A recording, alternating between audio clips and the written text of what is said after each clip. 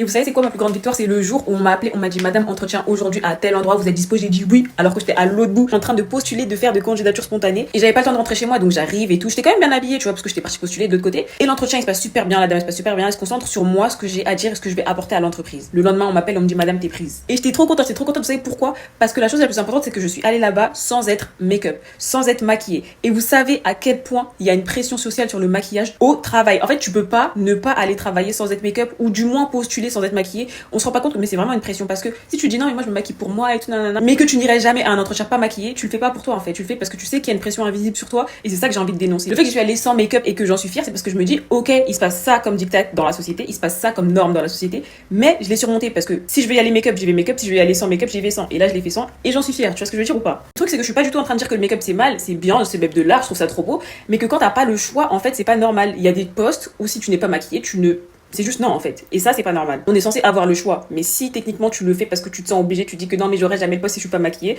là t'as pas le choix. Ça marche pour le make-up, ça marche pour l'épilation, ça marche pour un tas de trucs imposés aux femmes dans cette société. Et c'est ça que je voulais dénoncer. Si t'arrives à faire ce que la société dirait qu'il faut pas faire et que tu en es fier, par exemple, tu t'es pas épilée, tu t'es pas maquillée et pourtant tu te sentais bien, pourtant t'étais fière de toi, alors félicitations, tu vois. C'est ça que je suis en train de dire. C'est pour ça que je suis fière, parce que j'y suis allée pas maquillée et que c'est ce que je voulais, tu vois. De toute façon, j'avais même pas le temps d'aller make-up.